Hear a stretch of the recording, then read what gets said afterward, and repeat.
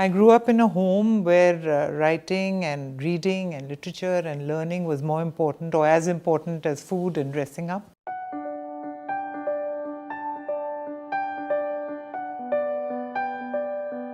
My mother was a prolific writer herself. She was first published at the age of 16, Dinesh Nandini Dalmia, who later went on to get a Padma Bhushan, and she had 40 published books to her name, maybe more than 40.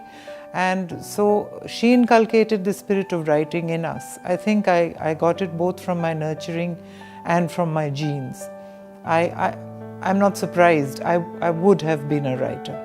Growing up was a learning process. So living with 7 children was like being in a 24-hour boarding school. So that's how I got into my imaginative writing. Well, primarily it was Namita Gokhale who brought me into the world of literature. She knew my father, so she's the one who kind of, got me into writing this biography, my first book about my father. And then I was inspired, of course, by my mother's writing. My father, who was such an iconic, extraordinary industrialist of that time. And all the experiences that I had while growing up in an odd, bizarre home with 18 siblings and 5 stepmothers. And I think that flamboyant life of my father inspired me to write about him. I can't tell you who's my favorite author. I'm still looking for a favorite one. But I have read some absolute literary geniuses.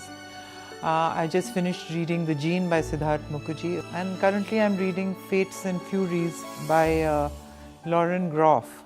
I like to read stories. I like to read around the World War. I like to read a lot about the paranormal and quirky characters.